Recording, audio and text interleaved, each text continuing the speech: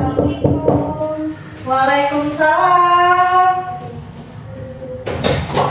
Oh, ayo silakan Kak, Siap. masuk. Silakan duduk. Siap, terima kasih. Ya. Posisi duduknya bisa disesuaikan dulu biar kakaknya nyaman nih. Oke, ya. Sudah siap? Sudah Sudah nyaman? Sudah nyaman. Gimana Kak kabarnya hari ini? Alhamdulillah luar biasa. Oh, baik ya kabarnya. Baik.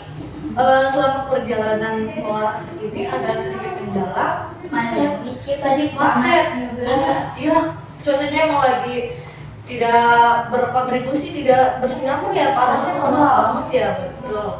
Kalau boleh itu izin kakak perkenalkan diri dulu Kak. Boleh. Nama saya Mutmainah. Kalau alamat perlu? Perlu, boleh disebutkan. Nama saya Mutmainah, panggilan saya Mut. Kalau alamat di asli Serang. Si Vera. Oke, udah gitu aja Pak. Apa lengkapnya lagi? Lebih lengkap.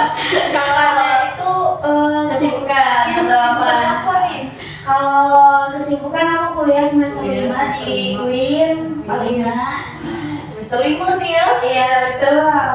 Terus apa lagi? Semester 5. Kesibukannya kuliahnya di UIN ya. Iya. Kakak itu berarti saya panggil Mbak ya. Oke. Mbak Mut apa Kakak Mut? Mau Kakak dipanggil aja kali ya. Kakak Mut ya. Atau mau mood juga nggak apa-apa. Kakak aja Oh, biar kita lebih relax gitu ya. Oh, ngobrolnya. Baik. Oke. Berarti Kakak Mut itu yang kemarin ngajak saya ketemuan lewat DM Instagram itu ya? Betul. Betul. Kalau boleh tahu kakaknya itu nge-DM saya karena apa ya Kak ya? Ngajak ketemuan itu? Karena mau di konseling kali ya. Ada tiga Iya. mau sesi konseling. Nah sebelumnya kakak tahu akun Instagram saya itu dari mana ya Kak ya, kalau boleh tahu? Sebelumnya dari teman saya pribadi sih. Dari teman. Berarti dari teman. Terus kakaknya DM ke IG saya ngajak ketemu. Iya. Tapi betul. itu atas dasar keinginan diri sendiri toh? Iya betul. Atas keinginan sendiri, bukan Iya. karena terpaksa direkomendasikan temen.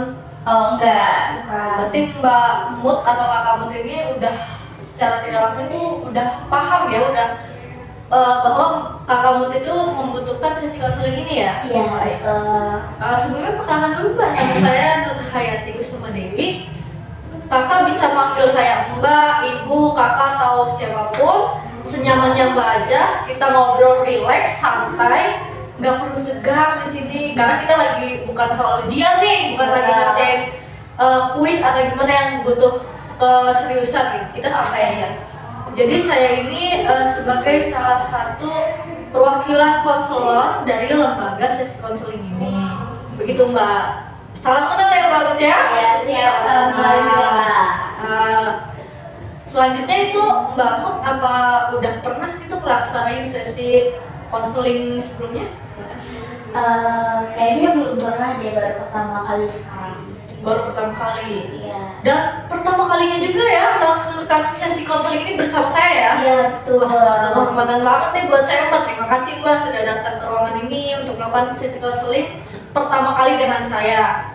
Kemudian Mbak sudah belum tahu ya berarti apa itu mengenai konseling, bagaimana konseling dan seperti apa itu kegiatan konseling? Tahu menau. Belum tahu mungkin tahu ya sudah pernah dengar Iya. konseling itu seperti apa tapi Mbak Mut itu belum tahu sepenuhnya ya. Iya betul. Baik, berarti saya izin jelaskan dulu ya Mbak apa itu sesi konseling biar kita itu ketika pelaksanaannya itu sama-sama paham dengan tujuan apa biar kita itu pelaksanaan sesi konseling itu berjalan secara lancar, secara baik gitu. Kalau kita udah paham kan kita konselingnya enak ya. Iya. Baik.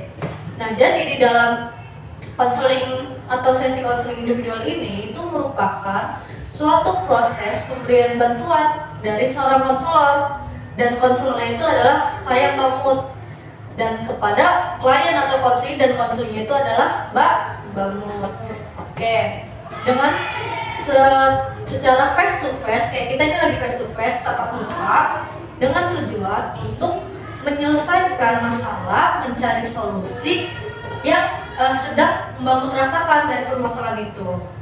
Dan selain untuk menyelesaikan permasalahan yang ada atau mencari solusi yang ada, itu tujuan lain dari sesi konseling ini itu untuk memandirikan klien agar nanti ketika suatu saat nanti Mbak Mut mendapatkan permasalahan yang sama atau serupa, Mbak Mut itu sudah bisa menyelesaikan permasalahannya sendiri nih Mbak, tanpa harus bertemu kembali dengan saya.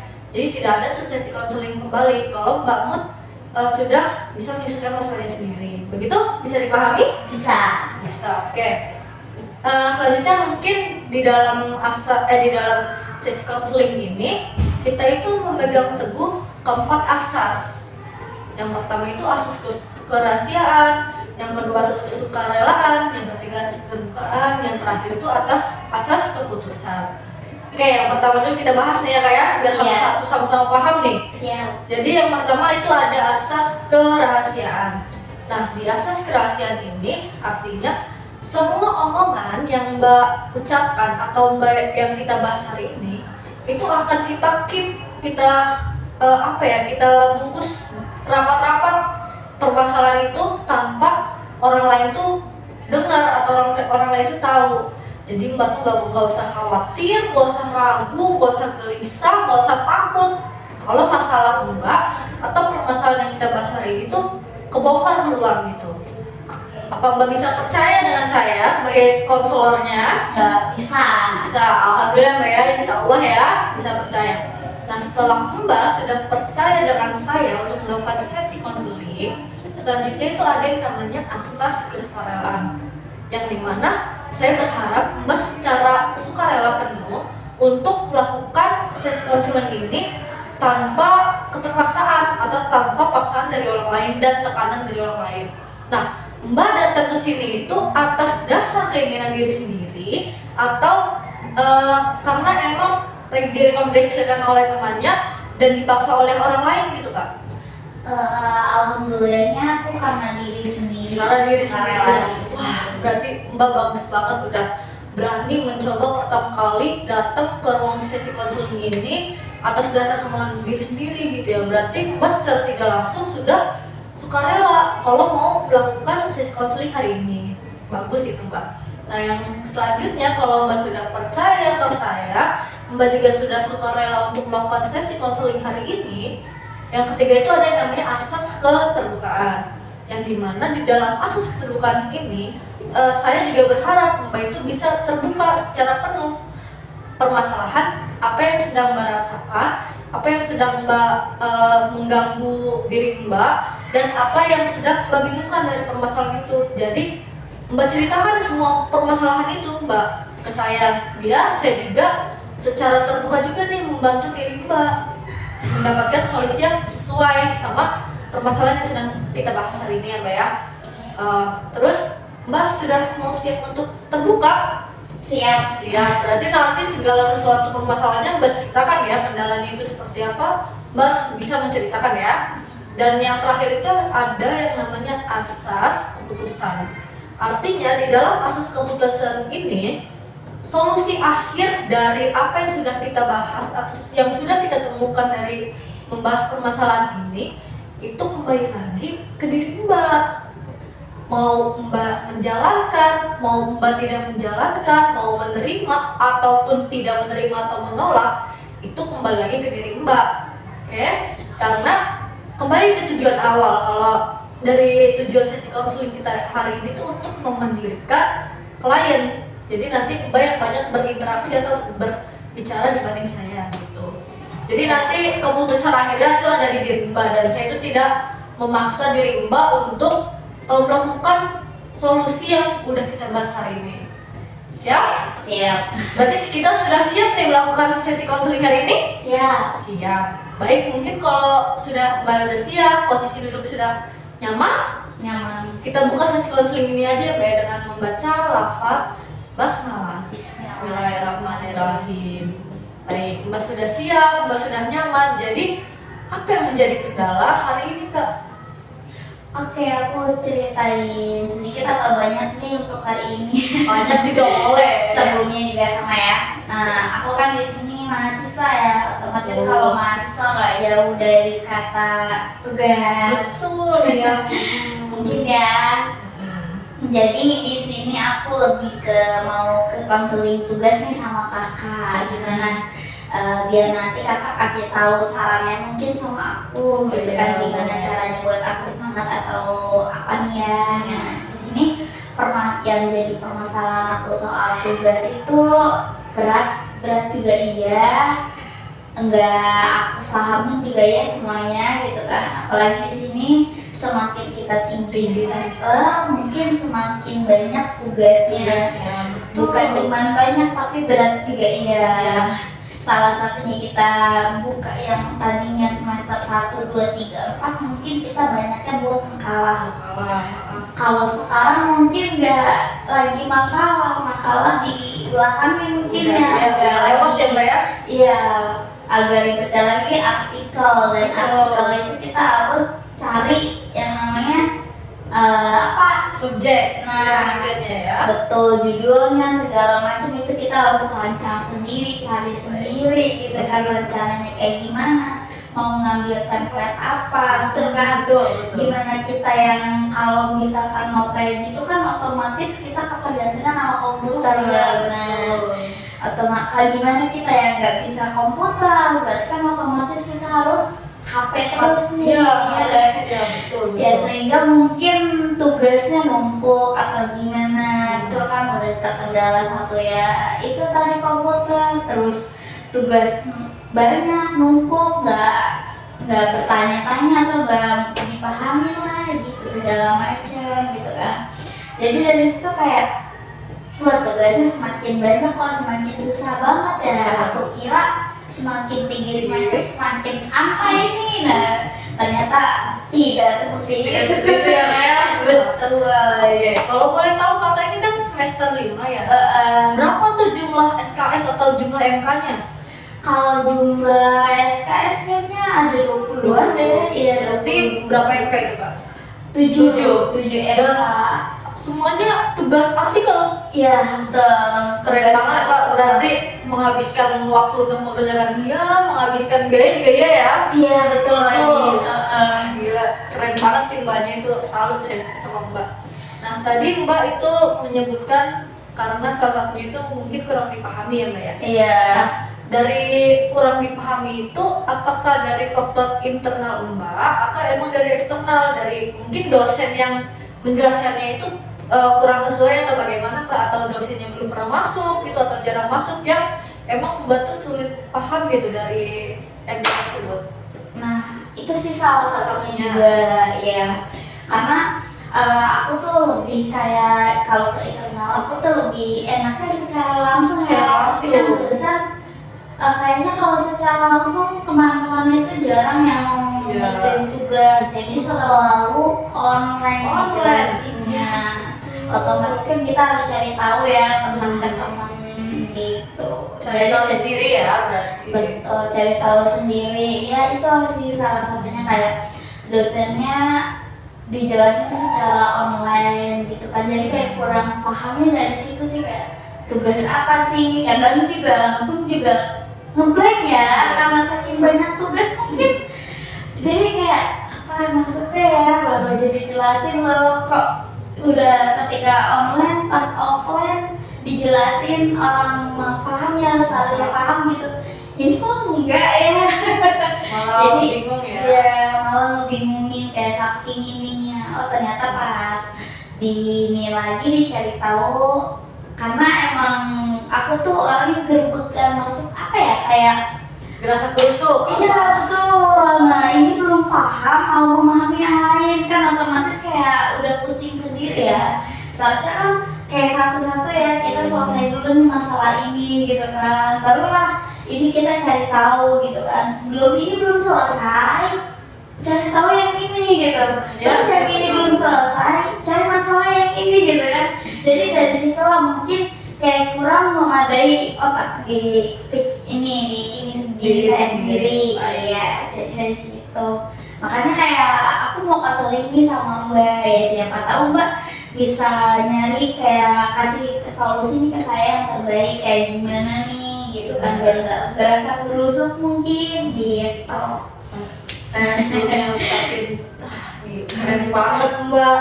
Dari banyaknya tugas, walaupun Mbak mungkin kendalanya sulit dipahami dalam materi itu, tapi Mbak berusaha gitu mencari tahu materi itu, entah itu lewat teman atau lewat media sosial yang memang menjelaskan materi itu. Dan itu keren sekali Mbak. Artinya Mbak itu sudah berani atau sudah tahu kalau Mbak itu pengen ngerti dalam pelajaran itu ya Mbak ya. Iya. Betul sekali, itu hebat banget. Nah kemudian setelah tahu kalau terbebani atau kendalanya itu kan terbebani laptop, terus kurang dipahami dari pertanyaan si dosen. Nah, ada nggak misalkan salah satu hal yang memotivasi Mbak gitu biar Mbaknya tuh semangat dalam mengerjakan tugas, salah satunya? Salah satunya yang pertama itu yang buat semangat itu ya kadang ini ya teman-teman udah wah udah gimana nih? Oh iya, belum terpacu ya dari Iya. kita, betul.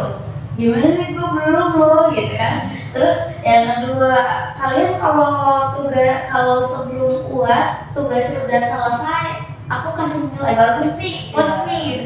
Wah, teman-teman udah pada gerusuk nih, belum apa-apa gitu kan. Terus dosen juga udah nyuruh, ayo cepetan ayo gitu ya. Gimana nih? Ya udahlah, dari situ kayak makin semangat. Mungkin kalau dari waktu ya kita harus membagi kali ya, kayak aduh satu-satu mungkin ya, hari ini mungkin tugasnya si A, nanti besok tugasnya si B gitu kan. Betul, Gitu. Gimana caranya harus selesai tepat waktu gitu. Oh, iya. Ya jadi harus waktu sih gitu kan yang jadi kendala. Berarti emang motivasi Mbak biar semangat lagi mengerjakan tugas itu salah satunya ada dari lingkungan ya Mbak ya, karena temennya udah sering atau cepet selesai kerjaan itu, jadi Mbak tuh diri Mbak terpacu ya Mbak ya, Iya. jadi semangat ikut mengerjakan ya. Terus juga karena dari dosen kalau menjanjikan betul, Iya. kalau misalkan kita mengerjakan tugas itu cepat atau lebih cepat dari waktu yang kita tentukan, itu Mbak bisa dapat nilai KM Mbak ya. Betul. Dan oke, dari mengerjakan tugas itu Mbak, apakah Mbak punya cara tersendiri gitu? Misalkan Mbak membuat jadwal terstruktur, jadi si tugas itu nggak Mbak kerjakan secara gerasa-gerusuk nih Mbak. Iya. Nah, Mbak punya cara nggak gimana cara melakukan biar lebih santai, lebih rileks, tapi tugas itu selesai gitu? Oke, dari tugas aku kan 7 ya. Kayaknya 7 cuma 2 MK yang enggak ini, yang enggak artikel. Yang Berarti lima, kan 5 artikel. Otomatis kan dari 1 minggu itu, 1 minggu kita UAS kan berarti tugasnya itu semua ya sama. Gimana cara aku untuk menyelesaikan satu persatu? Berarti aku lihat jadwal awal hari Senin ini jadwalnya apa ya UASnya gitu kan. Kayak oh ternyata jadwalnya ini, berarti otomatis kita harus ngedahuluin MK yang hari Senin gitu kan. Kita selesai dulu apa aja kira-kira tugasnya gitu kan. Otomatis oh iya tugasnya ini segala macam, berarti kita fokus dulu nih di hari itu gitu. Terus untuk besok gimana caranya, untuk hari itu aku selesaiin kayak mulai dari jam 8 lah. Gimana caranya kita nggak boleh scroll kemana-mana, harus sampai mentok ya, harus sampai jam berapa kita harus selesai hari itu, karena besok kita harus beda lagi nih buatnya gitu. Dan alhamdulillahnya kalau aku fokus ya untuk ngerjain artikel itu nggak lama sebenarnya, kayak entah itu mungkin 3 jam atau 5 jam lah paling lama gitu Keren kan. ya, 3 jam selesai beres ya. Iya gitu. Oh ternyata emang cepat sih sebenarnya gitu, yang namanya cewek ya. Kalau misalkan kita lagi ngerjain apalagi di HP kan bisa ya.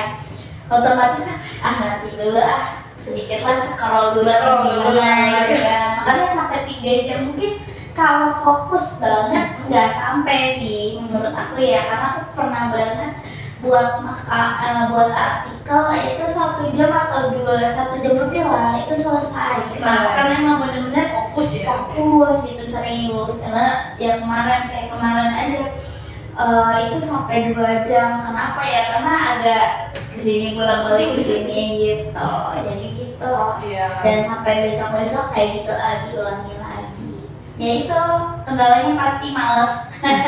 Terus ada aja kayak contoh nih 1 minggu ini kita mau mendekati UAS. Nah otomatis kan kayak gimana caranya selesai nih tugas.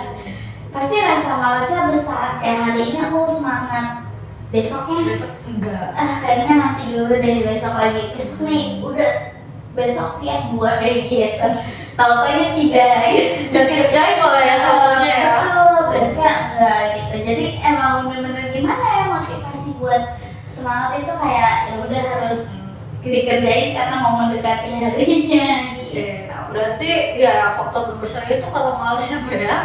Nah, Mbak kan sudah berusaha membuat jadwal teratur nih Mbak. Kayak tadi Mbak ngeliat dulu hari Senin tuh jadwalnya apa gitu ya. Tugas yang di hari Senin tuh dikerjakan terlebih dahulu ya Mbak ya.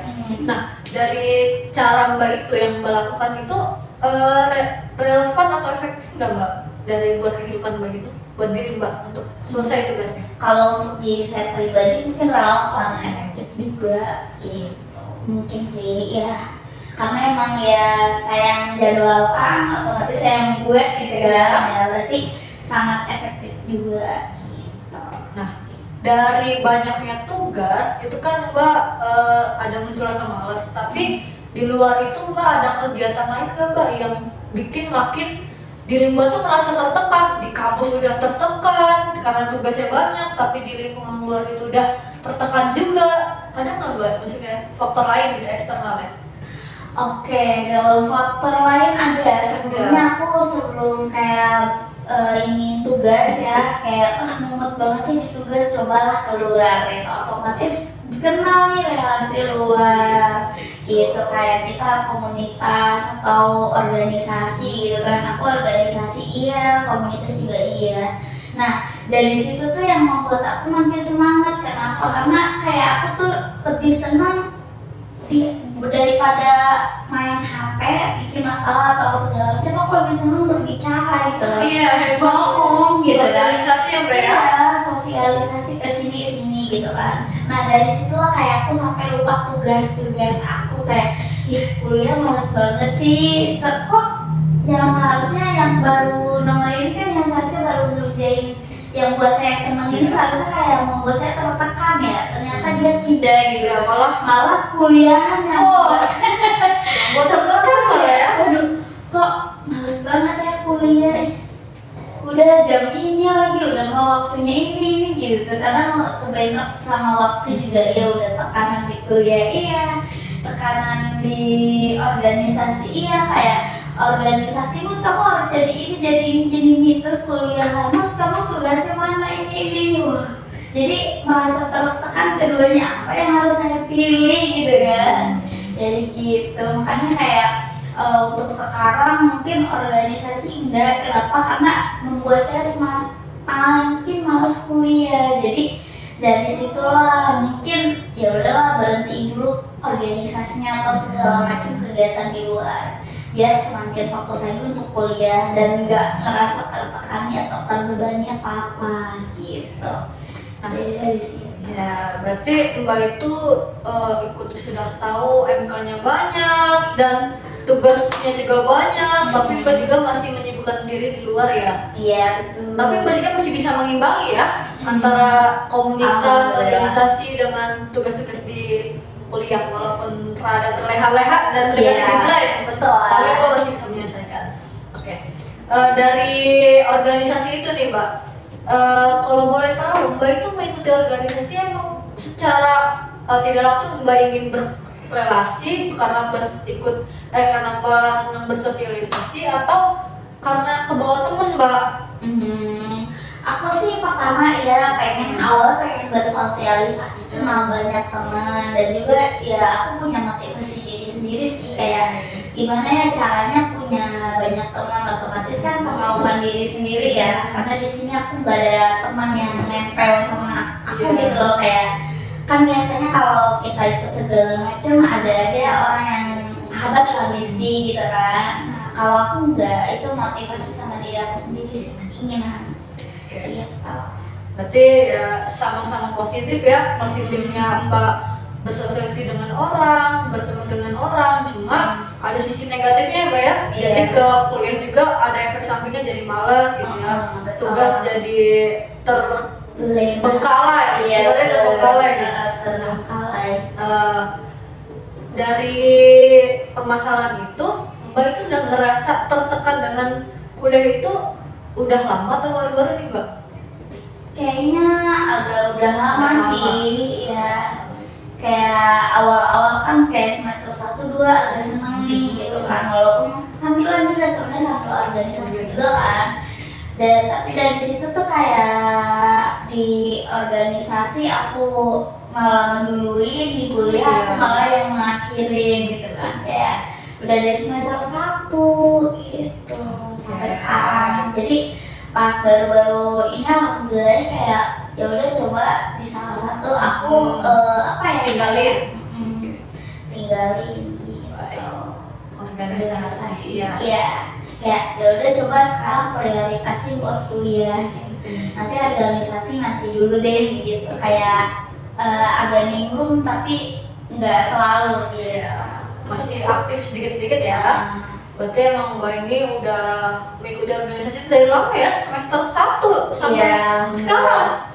Wah keren banget itu Mbak. Mbak bisa tetap bertahan gitu, tetap bisa berkembang walaupun dar-der-dor nih. Dari organisasi tekanannya ada, dari kuliah ada, tapi Mbak masih bisa berjalan gitu secara selaras ya. Betul. Kemudian, tapi kenapa Mbak baru datang ke sesi konseling baru kali ini Mbak? Kan Mbak tadi udah menyeritain tertekan dari lama, terus malas dari lama. Apakah Mbak baru pede atau baru ngerasa lebih, duh saya ini kayaknya harus butuh banget nih sesi konseling karena ngeliat diri saya makin agak gimana gitu, apa gimana Mbak? Ya sih mungkin tadi yang Mbak ceritain kayak gimana ya cara untuk menyelesaikan, aku nggak bisa sendiri nih gitu. Baru kepikiran sekarang sih, mungkin kemarin-kemarin kayaknya nggak kepikiran buat konseling gitu. Kayak ya udahlah ini mah bisa sendiri gitu tuh, kayak sok-sokan lah. Nah dan sekarang itu mungkin udah kayak semakin kesini kayak mau deh kayaknya berkonseling sama siapa ya gitu.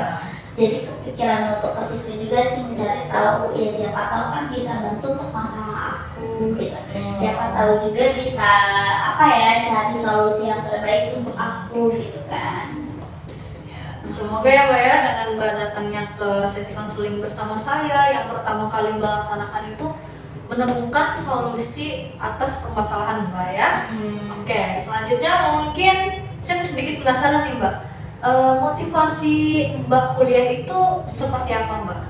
Motivasinya nih? Motivasi, sebenarnya nggak ada motivasi, tapi ada sedikit penyemangat lah ya.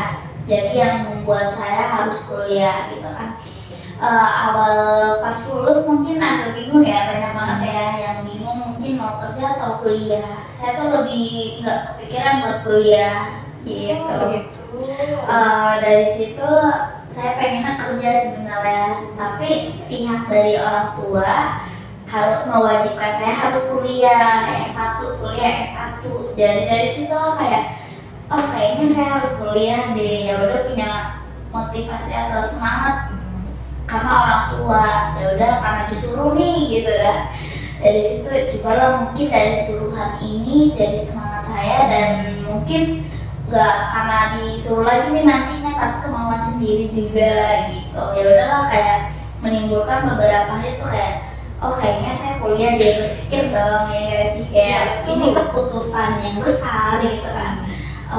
Kayaknya saya harus kuliah deh, ya siapa tahu dari kuliah ini rezeki saya besar, atau mungkin saya bisa kemana-mana nanti bermanfaat lah buat orang lain. Cobalah saya untuk membuka diri saya, ayo kuliah. Ya udahlah mendaftarkan diri, alhasil alhamdulillah kuliah lah gitu. Jadi orang tua pun kayak nyuruh saya ayo kuliah ya udah jadi motivasi lagi, tinggal semangat lagi dari orang tua kan, kayak oke deh kakak kuliah, ya udah bener ya kuliah, semangat ya kuliahnya, bukan karena mama ya sebenarnya karena orang tua kan gitu, bukan karena diri sendiri. Yang seharusnya kuliah itu harus asal apa sih asal dasarnya kita kan sendiri gitu kan, gimana caranya gitu.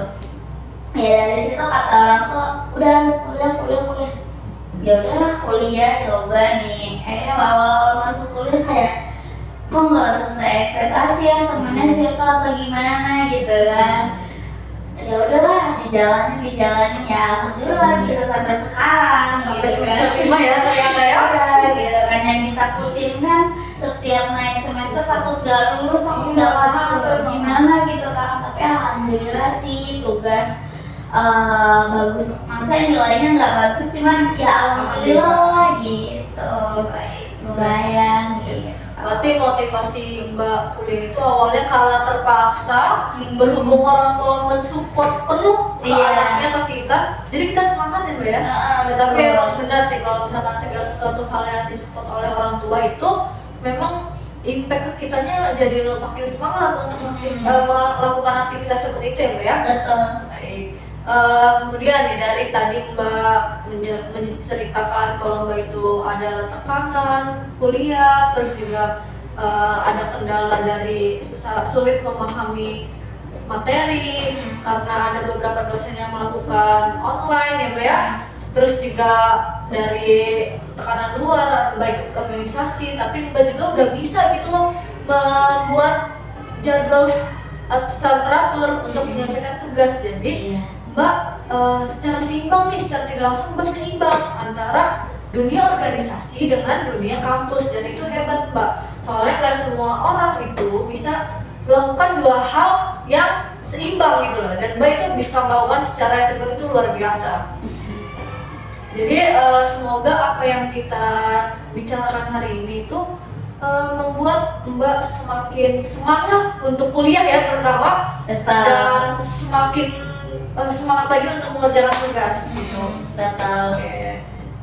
Sudah semangat Mbak? Semangat banget dong pastinya, apalagi ketemu kakak. Terima kasih, suatu kehormatan buat saya Mbak, karena ini pertama kali ya Mbak melakukan sesi konseling dan dengan saya. Betul, pertama kali. Iya sih. Mungkin dari pembicaraan kita tadi ada Mbak yang bisa ambil kesimpulan Mbak? Ambil kesimpulan saya sih luar biasa banget untuk konseling kali ini, apalagi bersama kakak ya. Kakak pandai banget loh bicara. Aku jadi makasih makin enjoy ini, makin senang banget, apalagi sama kakak yang udah dari hari kemarin ya gitu kan menunggu. Nah, kalau untuk kesimpulan, alhamdulillah saran dari kakak mungkin aku bakal lakuin ini, bakal langsung aplikasiin mungkin ya gitu. Mungkin mau aku coba juga gitu. Mungkin ketemu kakak ini motivasi aku semakin semangat, semakin gimana ya, berenergi lagi gitu. Jadi makin senang lah, apalagi lihat kakak kayak semangat banget, aku jadi Terima kasih. semangat nih, energi lagi gitu. Oh, ternyata begini ya berkonseling atau ketemu kakak gitu. Oke. Tidak semenegangkan itu kan ternyata sesi konseling kita? Tidak. Awalnya kan pasti orang-orang berstigma kalau melakukan sesi konseling itu kayak orang ditanya-tanya, dikasih soal kamu harus jawab gitu. Betul. Ternyata nyantai ya gitu. Iya, enjoy banget sih. Betul. Berarti perasaan kakak itu mungkin sudah sedikit lega ya dari permasalahan yang sebelumnya menghantui beberapa diri kakak gitu ya. Bingung kakak harus cerita kemana, dan akhirnya dari teman direkomendasikan udah sesi konseling aja ke ibu ini atau ke kakak ini, dan kakak berani melakukan sesi konseling itu kakak hebat. Sudah lega? Sudah lega banget. Berarti nanti semakin semangat dong ya melakukan aktivitas di kampus. Berarti semakin semangat. baik, semakin semangat. Nah, dari pembahasan kita hari ini itu nanti kakak atau saya pengen melihat perubahan kakak yang tadinya kan tadi kakak sudah bilang nih, saya membuat dari jadwal rutin. Artinya misalkan hari Senin ada MK apa, saya ngerjain lebih dulu MK itu. Nah, saya mau lihat progresnya biar kakak ini berubah lebih baik atau bagaimana gitu ya. Kalau misalkan nanti kakak masih ada kendala atau masih ada hal-hal yang masih mengganggu pikiran kakak, dan kakak juga bingung solusinya seperti apa, itu bisa kita lakukan konseling lagi Kak. Oke. Tapi saya berharap kakak itu sudah bisa secara mandiri untuk menyelesaikan masalah yang kakak hadapi gitu. Oke? Oke, siap. Terima kasih banyak ya kak ya sudah mau datang ke sesi konseling hari ini. Kakak sudah mau percaya ke saya, kakak sudah mau suka rela melaksanakan konseling hari ini, kakak sudah mau terbuka. Tapi balik lagi nih kak, keputusan akhirnya itu ada di tangan Kita kakak sendiri ya. Iya. Jadi mau nanti kakak ikutin saran saya atau enggak, itu balik lagi ke kakak sendiri. Betul. Tuh, oke? Iya, terima kasih banyak juga ya untuk waktunya. Terus untuk kesempatan mau juga bertemu atau berkonseling dengan aku untuk hari ini ya gitu. Sudah menyambut aku juga dengan baik, masya Allah. Terima kasih banyak ya kak ya. Siap. Semoga kakak selalu diberikan kesehatan tentunya, Ya, terus Masya Allah. diberikan kelancaran dalam hari kuliah, lulus Amin. tepat waktu. Wah, amin banget itu. Makin semangat, Wah, iya. harus banget lulus tepat waktu itu. Betul. harus Ya. Makasih banyak kak. Maaf ya kalau misalkan dalam perkataan perlakuan saya masih kurang mengenakan buat kakak, itu mohon maaf sekali. Saya senang sekali malah. Senang sekali ya kak ya. Iya, betul. Semoga kita bisa bertemu di lain waktu ya kak ya. Siap. Oke, mungkin sebelum kita tutup sesi konseling ini, biar kita juga nanti pulangnya selamat ya mbak ya. Betul. Jadi Iya. kita baca lafaz basmalah, hamdalah nggak sih? Betul. Alhamdulillah ya. Alhamdulillah ya Rabbil Alamin. Alamin. Terima kasih banyak mbak sudah mau datang ke ruangan ini. Wah, terima kasih banyak juga. Semangat ya Mbak. Oke, assalamualaikum. Waalaikumsalam. Siap. Iya.